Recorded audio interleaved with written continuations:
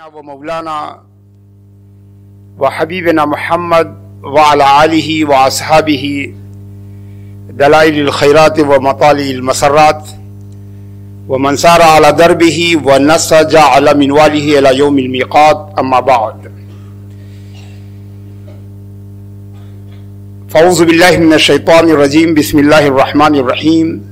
وما أمروا إلا ليعبدوا الله مخلصين له الدين. صدق الله العظيم وصدق رسوله النبي الأمي الكريم ونحن على ذلك لمن الشاهدين والشاكرين والحمد لله رب العالمين.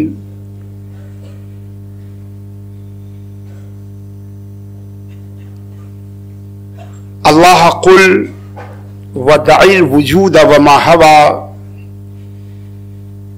الله قل ودع الوجود وما هوى إن كنت مرتادا بلوغ كمالي فالكل غير الله إن حققته عدم على التفصيل والإجمال. قال الله تبارك وتعالى مخبرا وعامرا: أعوذ بالله من الشيطان الرجيم. إن الله وملائكته يصلون على النبي يا أيها الذين آمنوا صلوا عليه وسلموا تسليما. اللهم صل على سيدنا ومولانا محمد وعلى آل سيدنا ومولانا محمد كما تحب وترضى بأن تصلي عليه صلاة تكون للنجاة وسيلة ولرفع الدرجات كفيلة. فضیلت الشیخ داعی اسلام صاحب سجادہ خانقاہ عارفیہ امد اللہ فیوزہ ومتعنا اللہ بطول بقائہ وافاد علی الامہ الاسلامیہ بصحائب فضلہ وعطائہ. اساتذہ جامعہ عارفیہ، ہمارے مخلصین، محبین، طلبہ علم، میرے لیے بڑی خوشی اور سعادت کی بات ہے کہ میں اس دینی، روحانی اور علمی بزم میں حاضر ہوں اور محفل کا جو تنوع ہے وہ میرے لیے موضوع کے انتخاب میں شدید جو ہے وہ رکاوٹ کا سبب ہے. لہذا بہت ہی سیدھی سادی عام سی گفتگو کروں گا جو طلباء کے لیے بھی اور اس خانقاہ کے جو مہمان ہیں ان کے لیے بھی کسی قدر مفید ہو. اور مجھے یہ کہنے میں کوئی بات نہیں ہے کہ میں اس خانقاہ کے نظام سے، اس کے منہج سے جو ہے ہمیشہ جو ہے متفق رہا ہوں اور اللہ تبارک و تعالیٰ سے دعا گو ہوں کہ اس منہج کو اور عام کرے. اور یہ ضروری نہیں ہے کہ ہر بات کو ہم مان لیں، ایسا کوئی ضروری نہیں ہے کہ ہر بات کو مان لیں، مگر خلق خدا کے درمیان جو ہے قبول اور تعلق کا جو ہے ایک نظم قائم ہونا چاہیے اور اللہ کی تمام مخلوق سے حتیٰ کہ جمادات اور نباتات تک سے ایک تعلق ہونا چاہیے. اور خلق خدا سے ہمارا تعلق جو ہے خدا سے ہمارے تعلق کی دلیل ہے، خدا سے ہمارے تعلق کی دلیل ہے. خصوصی سے طلباء سے میں کہنا چاہوں گا کہ آپ اخلاص کے ساتھ تعلیم حاصل کریں، محنت اور جدوجہد کریں. مقابلہ بھی ہوا ہے جس کے جوائز اور انعامات بھی سامنے ہیں اور بعض طلباء کو انعامات ملے ہوں گے، بعض کو نہیں ملے ہوں گے. جنہوں نے اخلاص کے ساتھ کوشش کی ہے اور انعام سے محروم رہ گیا ہے وہ اللہ کے نزدیک اس انعام پانے والے سے زیادہ بڑا درجہ رکھتا ہے جس نے اخلاص کے ساتھ جو ہے کوشش نہیں کی ہے. تو انعام تو ہم اپنے علم کے مطابق دیتے ہیں مگر جزا اللہ تعالیٰ اپنے علم کے مطابق دیتا ہے. تو بہت سارے جو ہے مقابلوں میں ناکام لوگ جو ہے وہ اللہ کی طرف سے انعام پاتے ہیں، اور بہت سارے دنیاوی مقابلوں میں کامیاب لوگ جو ہے وہ اس انعام سے محروم رہ جاتے ہیں۔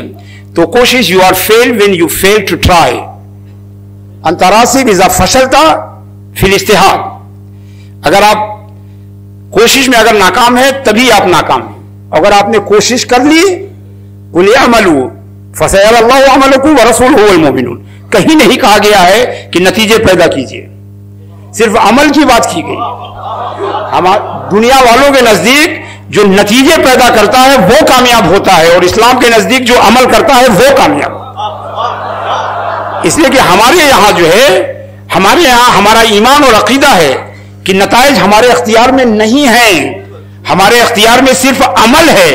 جب ہم اپنے اختیار کے مطابق عمل کر لیتے ہیں تو ہماری کامیابی متحقق ہو جاتی ہے، نتیجہ ملے یا نہ ملے۔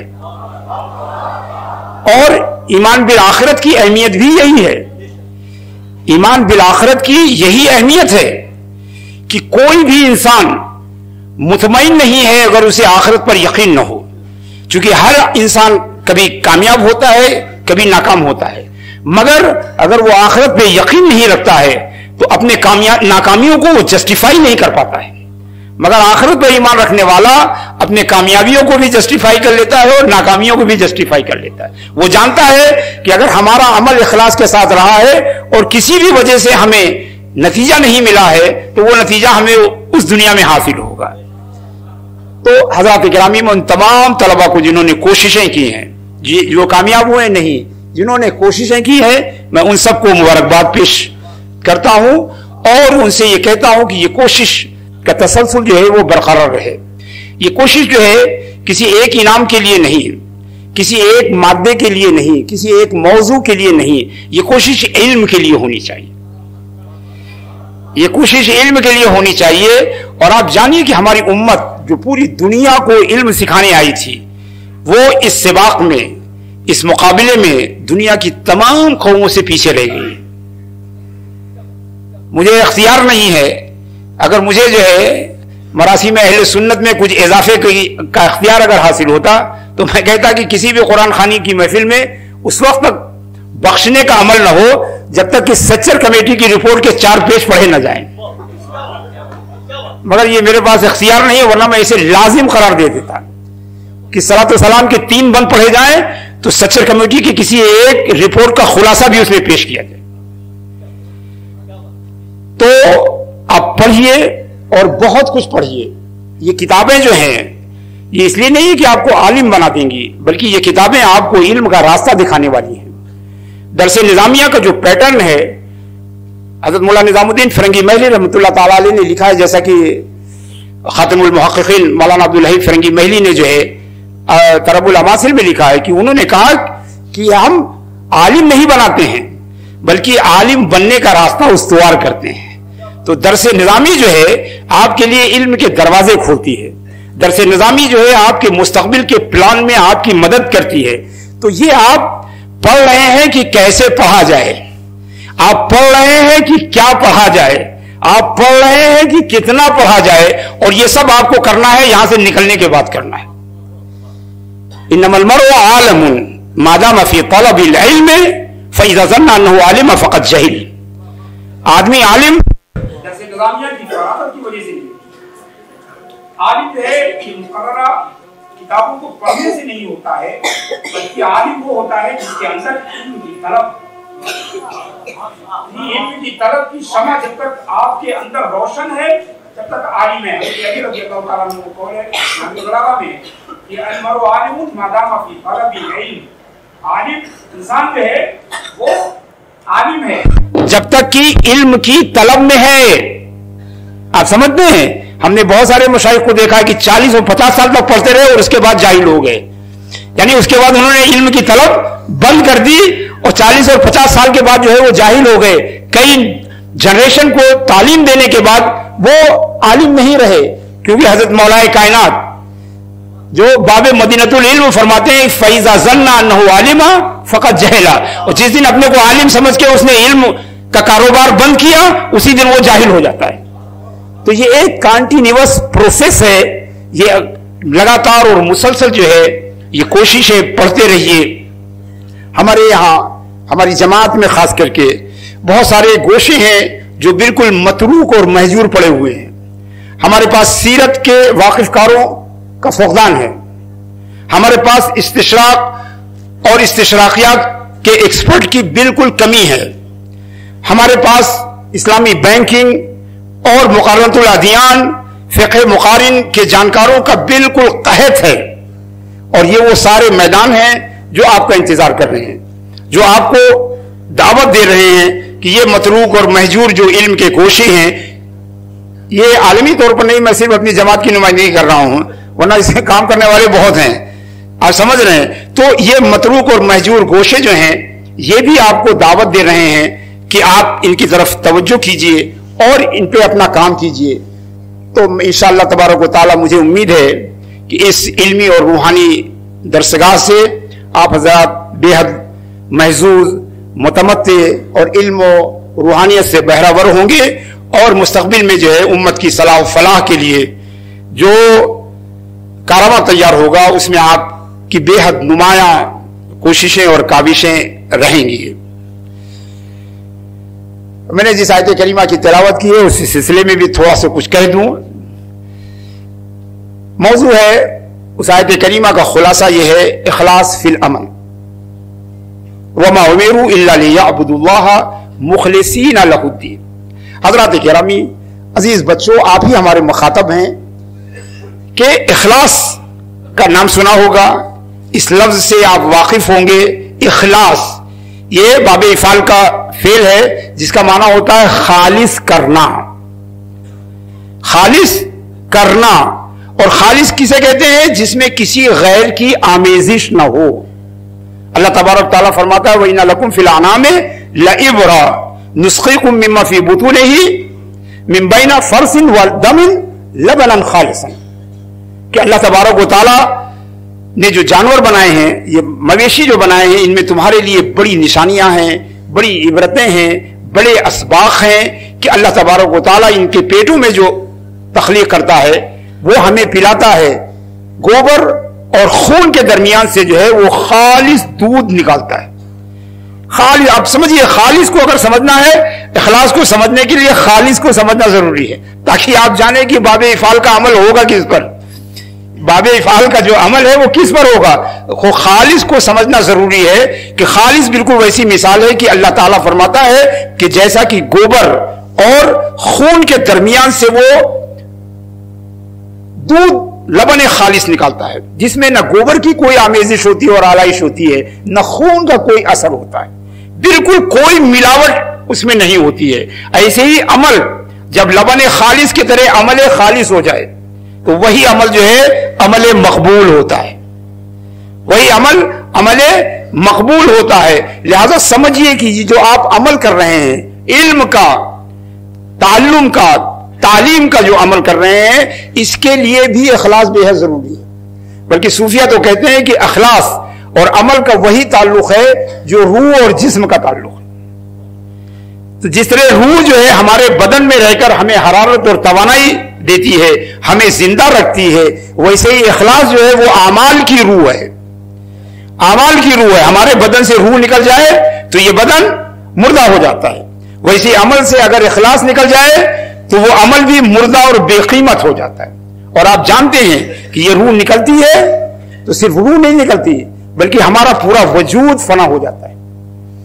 अभी हम जिंदा हैं, आप कहेंगे ये डॉक्टर अलीम अशरफ हैं, और हमारे मरने के बाद इसी बदन को कहेंगे डॉक्टर अलीम अशरफ हैं। आप ऐसा नहीं कहेंगे, कहेंगे डॉक्टर अलीम अशरफ का जिस्म है।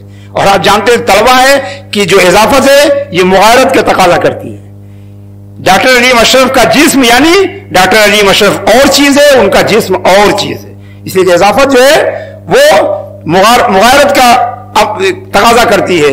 तो गोया रूह निकल जाने के बाद हम नहीं रहते हैं, हमारा वजूद नहीं रहता है। ऐसे ही अगर इखलास जो है किसी अमल से निकल जाए तो बिल्कुल मुर्दा जिस्म के मानिंद है।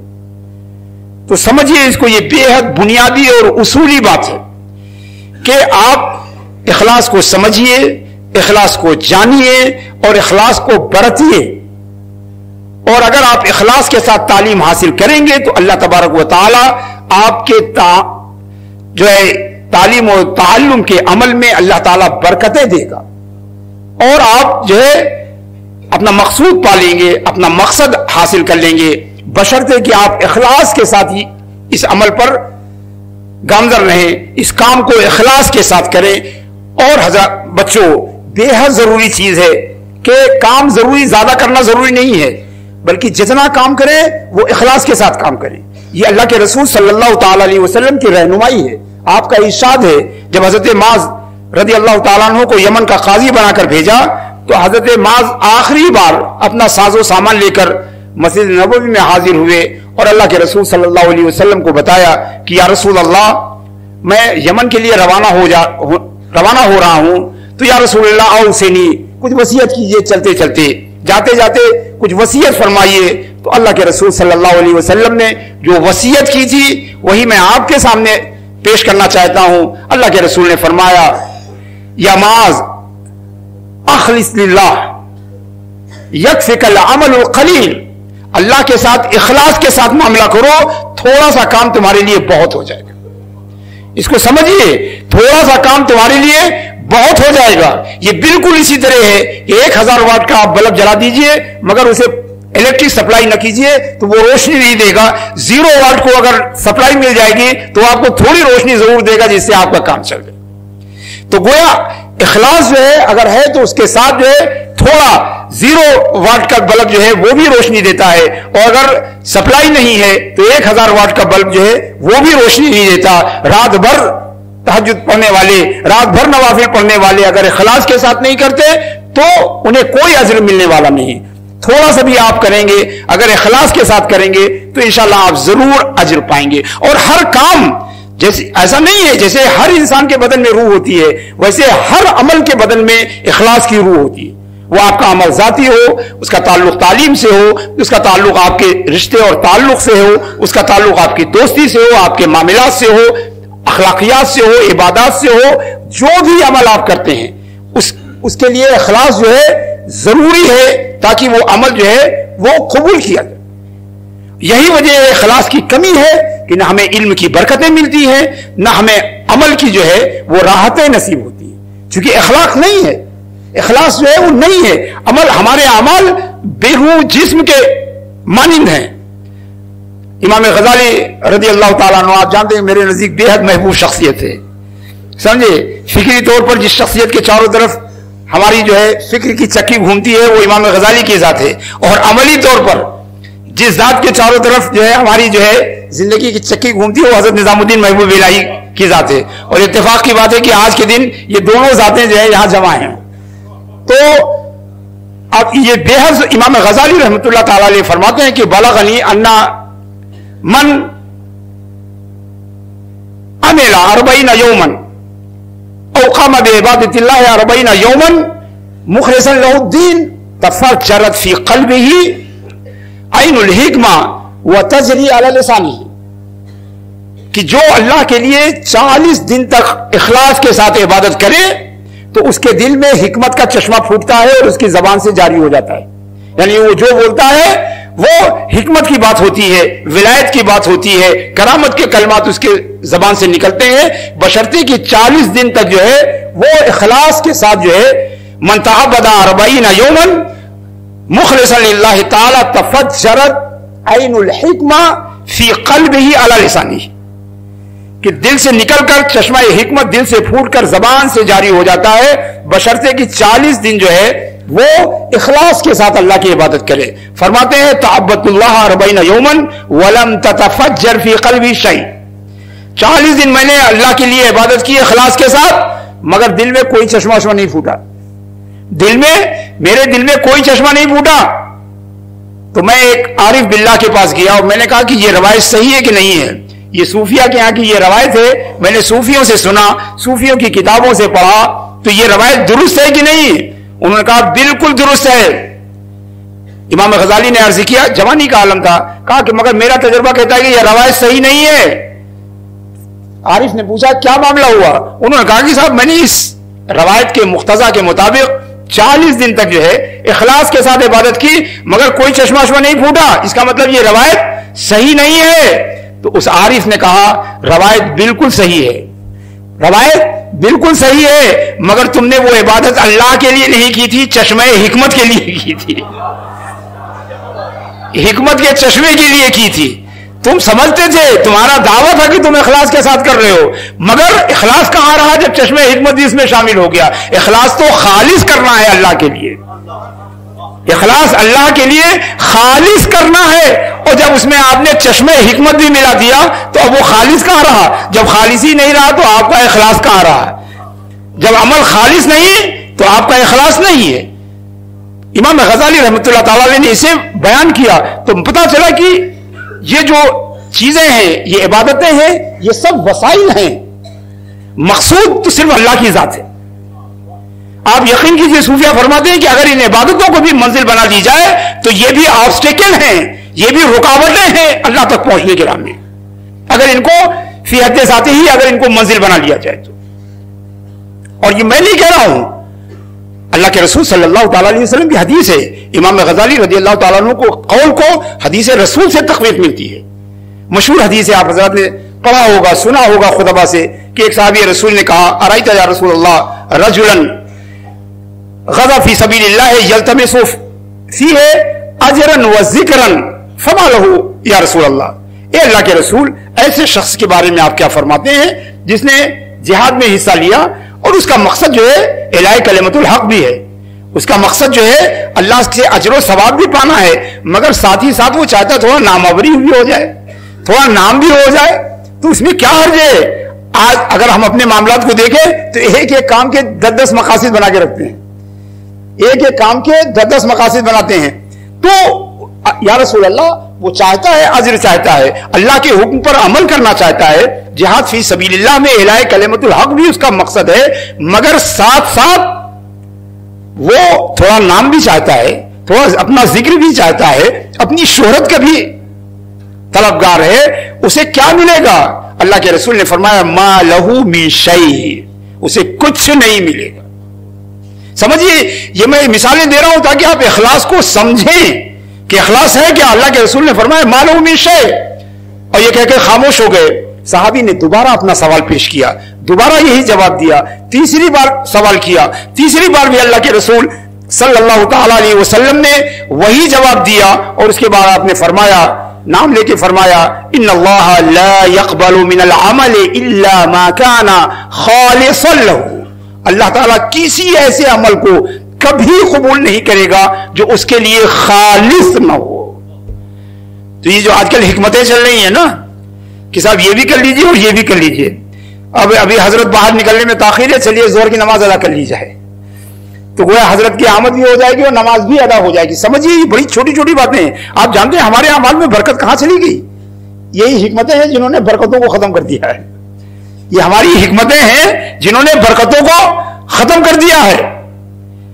तो आप समझिए, अल्लाह के लिए इखलास जो है ये बड़ा सेंसिटिव मौजू है, ये बेहद एहतमाम का तकाजा करता है, ये बेहद तवज्जो का तालिब है, बेहद तवज्जो का तालिब है।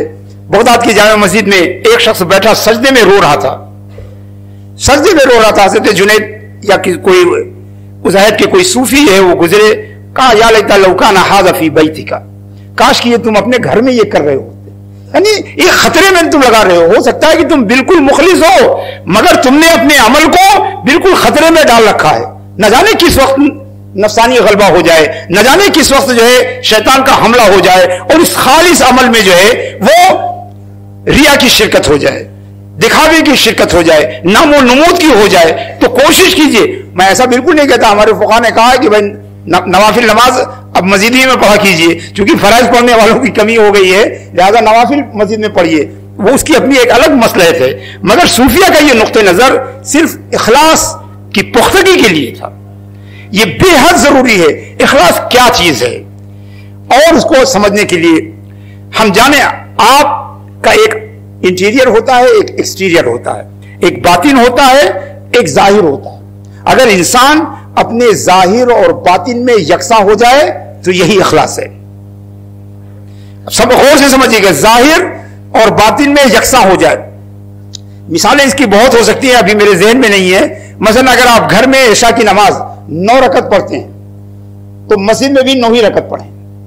یہ خلوت اور جلوت، ظاہر اور باطن، انٹیریئر اور ایکسٹیریئر کی مساوات کی بات ہے. یہ بہت دقیق مثال نہیں ہے، اس میں بڑے مسائل ہیں، مگر میں ایک تفہیم کے لیے تقریب مسئلہ کے لیے میں آپ کے لیے پیش کر رہا ہوں کہ آپ گھر میں اگر 9 رکعت پڑھتے ہیں تو باہر آپ 17 رکعت پڑھیں تو یہ خلوت اور جلوت کی مخالفت ہے، اور یہ اخلاص کے بظاہر منافی ہے. بظاہر منافی ہے.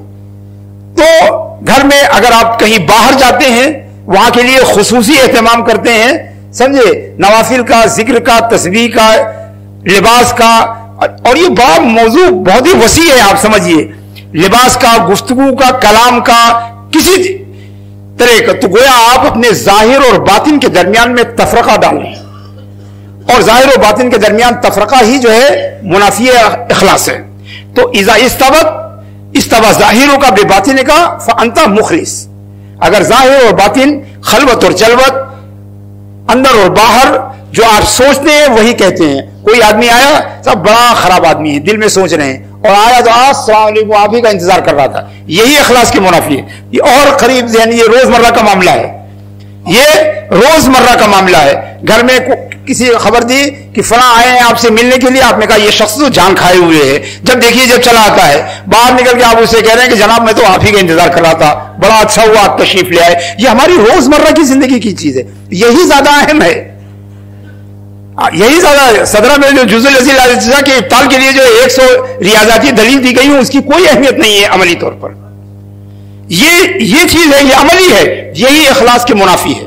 اگر آپ دیکھیں تو ہمارے اندر جو ہے یہ کہ اخلاص کی کس قدر مخالفت ہوتی ہے، نشست برخاست میں، چلنے پھرنے میں، اٹھنے بیٹھنے میں، سونے جاگنے میں، ملنے جھلنے میں، بات اور گفتگو کرنے میں کس قدر جو ہے منافقت ہے، کس قدر ریاکاری ہمارے اندر ہے. یہ سب اخلاص کے خلاف. اور آپ یہ نہ سمجھیے کہ صرف نماز میں اخلاص سے پڑھی جائے اور معاملات میں اخلاص کی ضرورت نہیں ہے. جتنا نماز میں اخلاص کی ضرورت ہے اتنا ہی معاملات میں اخلاص کی ضرورت ہے. اتنا ہی معاملات میں یہ جو آپ کام کر رہے ہوتے ہیں، یہ جو آپ عمل کر رہے ہیں، یہ آپ پڑھ رہے ہیں، یہ آپ نمازیں پڑھ رہے ہیں، بڑوں کا احترام کر رہے ہیں، چھوٹوں سے محبت کر رہے ہیں، لوگوں سے کشادہ دلی کے ساتھ جو ہے وہ مل رہے ہیں، لوگوں میں جو ہے محبتیں تقسیم کر رہے ہیں، لوگوں میں کو آرام پہنچا رہے ہیں. یہ سب پورا عمل جو آپ کا ہے کہ آپ خود اپنی آخرت بنا رہے ہیں. اس کو سمجھیے کہ جب آپ ایک نیک کام آپ کریں تو آپ جان لیجئے کہ آخرت میں جو اللہ تعالیٰ آپ کو مکان دے گا اس میں آپ نے ایک اینٹ بنا دی ہے، ایک جو ہے وہ رگا رکھ دیا ہے، ایک دیوار کھڑی کر دی ہے. یہی وہ اعمال ہیں جن سے ہم آخرت میں ہمارا مکان تعمیر ہوگا. یہی وہ اعمال ہیں جن سے آخرت میں مسلم مولانا روم میں کیا پیاری بات کہی کہ ایک شخص نجار تھا، بڑھئی تھا، وہ کسی شخص کے لیے جو ہے مکان بنایا کرتا تھا. 60 سال تک اس کے لیے مکان بنایا، بے شمار مکان بنا کے اس کو دیے. آخر میں تھک گیا، بوڑھا ہو گیا، بینائی کمزور ہو گئی، ہاتھوں پیر میں وہ قوت نہیں رہی. اس نے فیصلہ کیا کہ کام بند کیا جائے. مالک کے پاس پہنچا اور اس نے کہا کہ جناب میں نے 40 سال آپ کی خدمت کی، آپ کے لیے سینکڑوں ہزاروں مکان بنائے، اب میں ریٹائرمنٹ چاہتا ہوں، اب میں تقاعد چاہتا ہوں، اب میں گھر جانا چاہتا ہوں. میرے پاس ہمت بھی نہیں رہی، طاقت بھی نہیں رہی، بینائی بھی نہیں رہی، اب مجھ سے یہ کام نہیں ہو رہا ہے، اب مجھے آپ اجازت دے دیجئے کہ میں اپنے گھر واپس جاؤں. مالک نے کہا آپ بالکل گھر جائیے، مگر ایک آخری مکان اور بنا دیجئے، ایک آخری مکان بنا دیجئے، اس کے بعد آپ گھر جائیے. اس کو بڑا غصہ آیا کہ 40 سال کام کر چکا ہوں مگر ابھی بھی یہ مجھے گھر نہیں جانے دیتا ہے، اور ایک اور مکان جاتے جاتے ایک اور مکان بنوانے کی کوشش کر رہا ہے. چنانچہ بڑی بے دلی کے ساتھ، بغیر کسی اچھی مرضی کے، بغیر اچھے ارادے کے، بغیر اخلاص کے، بغیر اپنی فنکاری کو آزمائے ہوئے، بغیر اپنے تجربات کو استعمال کیے ہوئے، اس نے جیسے تیسے لشٹم پشٹم ایک گھر تعمیر کر دیا. اور گھر تعمیر کرنے کے بعد چابی لے کے گھر کے اپنے مالک کے پاس گیا کہ جناب آپ کا وہ آخری کام بھی میں نے کر دیا، اب تو مجھے اجازت دیجیے گھر جانے کی. تو مالک نے پوچھا چابی کہاں ہے؟ تو انہوں نے چابی بڑھائی کہ صاحب یہ چابی ہے. مالک نے وہ چابی لے کر جو ہے اس کے جیب میں رکھ دی، کہا یہ تمہارا اپنا مکان ہے. اب جب یہ سنا تو اس کے پیر جو ہے اس میں طاقت ختم ہو گئی، وہ زمین پر بیٹھ گیا، سوچنے لگا اے خدا ہم نے یہ کیا کر دیا، جس مکان کو ہم نے بے دلی سے بنایا، جس مکان کو بغیر مرضی کے بنایا، جس مکان کو بغیر اخلاص کے بنایا، جس مکان کو بغیر اپنے ہنر کو آزمائے بنایا، اسی مکان میں مجھے رہنا پڑا۔ اگر میں جانتا ہوتا تو پوری طاقت لگا دیتا اس مکان کو بنانے میں، اگر میں جانتا ہوتا کہ مجھے اسی میں رہنا ہے تو اپنے پورے تجربے اس میں سمو دیتا، اگر میں جانتا کہ مجھے اسی میں رہنا ہے تو میں اپنا سارا ہنر آزما دیتا۔ بچوں جو ہم مکان بنا رہے ہیں اسی میں رہنا ہے، اچھا بنائیں گے تو اچھا مکان ملے گا، برا بنائیں گے تو برا مکان ملے گا۔ حضرت علی نے فرمایا کہ وہ مکانہ بیت الا الذی کان قبل الموت یبنیھا ما کان للمرء بعد الموت یسکنھا لحظ جیدا الا الذی کان قبل الموت یبنیھا، کہ موت سے پہلے جو مکان بنایا ہے اسی میں رہنا پڑے گا۔ تو اگر آپ یہ سمجھیے کہ آپ پڑھ رہے ہیں صرف کمانے کے لیے نہیں بلکہ آپ اپنا جنت میں گھر بنا رہے ہیں، یہ آپ خوش خلقی کا جو مظاہرہ کر رہے ہیں یہ صرف دنیا میں اچھے کہلائے جانے کے لیے نہیں بلکہ جنت میں آپ اپنا گھر بنا رہے ہیں، یہ دوسروں کی جو مدد کر رہے ہیں، دوسروں کی خدمت کر رہے ہیں، دوسروں سے اخلاق کے ساتھ پیش آ رہے ہیں، دوسروں سے خندہ پیشانی کے ساتھ مل رہے ہیں، تو یہ سب آخرت میں آپ اپنا گھر بنا رہے ہیں۔ تو سمجھیے کہ اگر ظاہر اور باطن اگر برابر ہو جائے تو یہ اخلاص ہے، اور اگر ظاہر، غور سے سنیے گا بچوں، اگر ظاہر باطن سے اچھا ہو جائے تو اسی کو ریا کہتے ہیں۔ بہت آسان چیز ہے، ہر آدمی اپنے ہر عمل کو چیک کر سکتا ہے کہ وہ جو سوچ رہا ہے اسی کا اظہار کر رہا ہے، جو دل میں ہے وہی بیان کر رہا ہے، جو دل میں ہے وہی کر رہا ہے، جو دل میں ہے وہی ہے، چاہے وہ مادہ ہو چاہے وہ پیشکش ہو، آپ چیک کر سکتے ہیں کہ جو دل میں ہے وہی باہر ہے یا الگ ہے۔ اور آپ بتائیں، ہم دنیا سے جھوٹ بول سکتے ہیں مگر اپنے آپ سے نہیں جھوٹ بول سکتے، یہ جانتے ہیں آپ؟ کوئی آدمی اپنے آپ سے جھوٹ نہیں بول سکتا، لہذا ہم جانتے ہیں کہ کون سا کام ہم کس نیت، کس ارادے اور کس طرح اخلاص کے ساتھ کر رہے ہیں یا نہیں کر رہے ہیں۔ تو اگر ظاہر اور باطن برابر ہے تو یہ اخلاص ہے، اور اگر ظاہر جو ہے باطن سے اچھا ہے تو یہ ریا ہے۔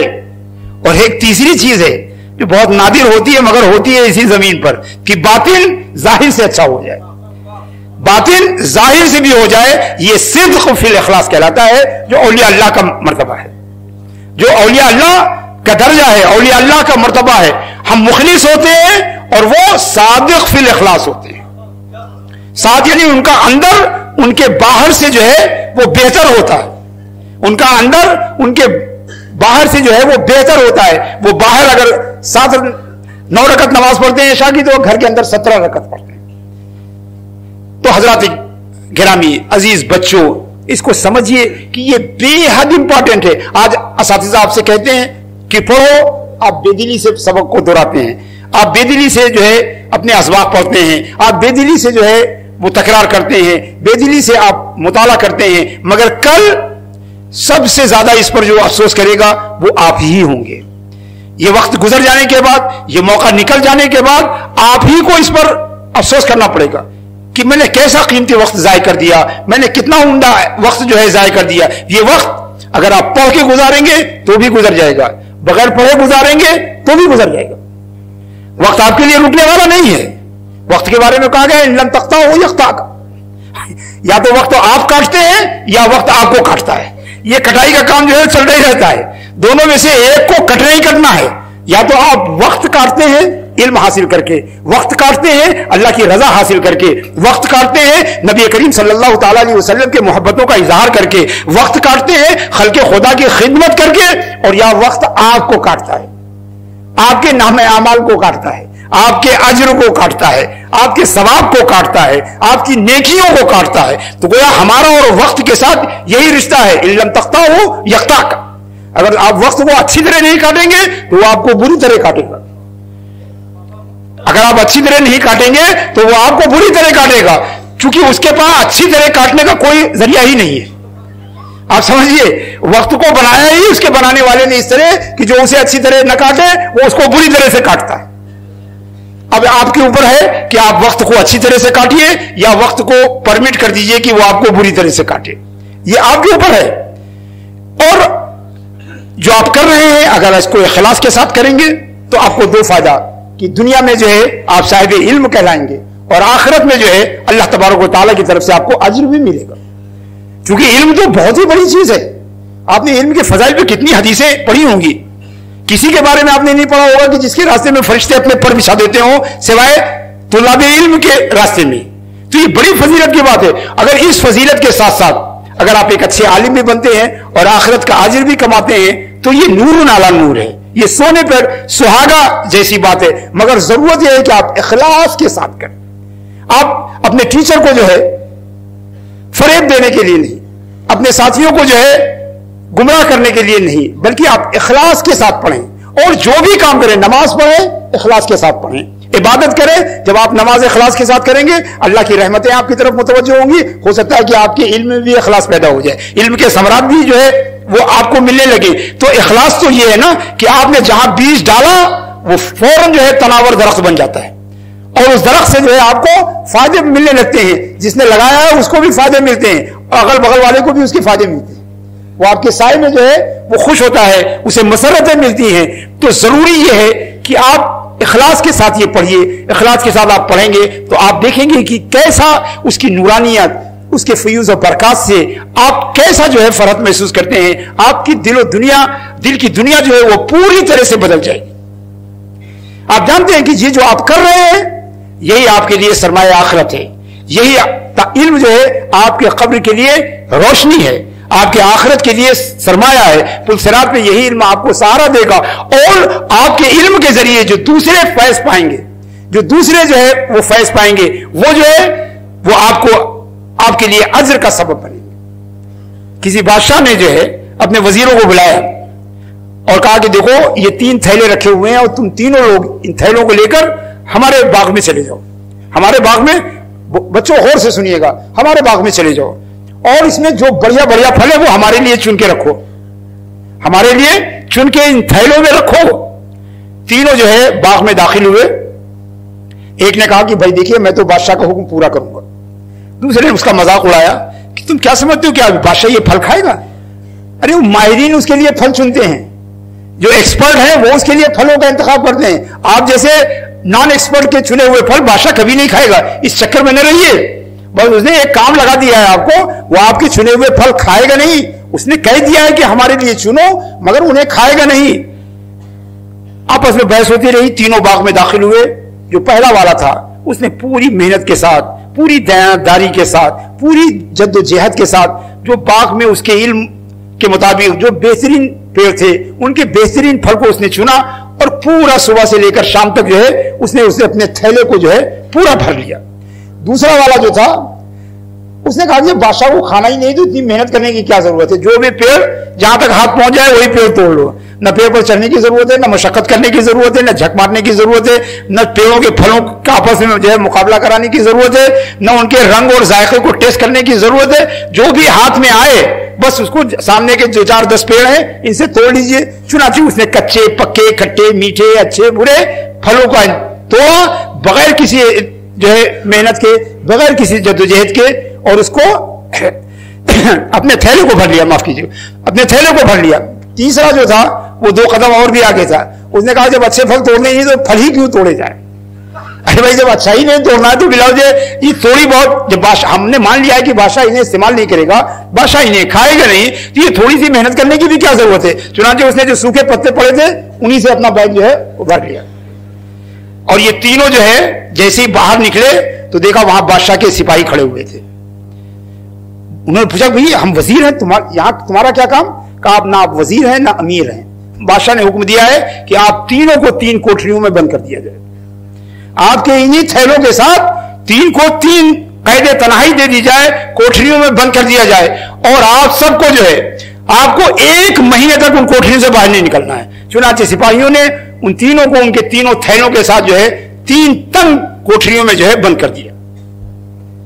اندازہ لگا سکتے ہیں کہ آپ 1 مہینے کے بعد کیا ہوا ہوگا.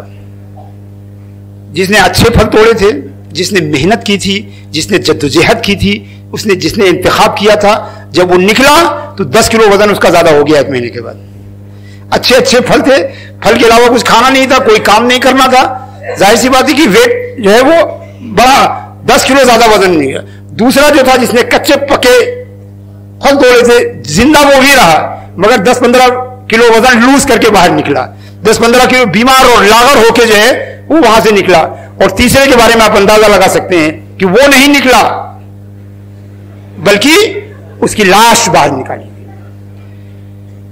बच्चों, हम सब के हाथ में थैले हैं और हम सब अल्लाह तबारक व तआला के इस बाग से फल चुन रहे हैं। हम सब के हाथ में थैले हैं, नामे अमाल जो है वही थैला है हमारा, और हम सब अल्लाह तबारक व तआला की इस बाग से, जिसे दुनिया कहते हैं, हम फल चुन रहे हैं। अब हमारे ऊपर है कि हम अपने कब्र में किस थैले के साथ जाना चाहते हैं, पहले वाले के थैले के साथ, दूसरे वाले के साथ, या तीसरे वाले के साथ। और यही है इखलास है कि पहले वाला का थैला जो है इतना उम्दा क्यों रहा, क्योंकि वो मुखलिस इंसान था, वो मुखलिस इंसान था। उसके इखलास में जो है उसके इस थैले को जो है इस शक्ल सूरत का बनाया था। अल्लाह तबारक व तआला आपके इल्म में बरकतें अता फरमाए, आपको अच्छा आलिम बनाए, अच्छा मुसलमान बनाए और अच्छा इंसान बनाए। अल्लाह तबारक व तआला इस इदारे को भी दिन दूनी रात चौगुनी तरक्की अता फरमाए और अफ़्व समाहत के इस काफिले को जो है इसी तरह जारी और सारी रखे और इस इदारे और इस खानका के फयूज़ व बरक़ात को भी आम तर फरमाए। वसल्लल्लाहु तआला अला खैर खल्क़िही सय्यदिना व मौलाना व हबीबिना मुहम्मद व अला आलिहि व सहबिही अजमईन। अस्सलामु अलैकुम व रहमतुल्लाहि व बरकातुहू।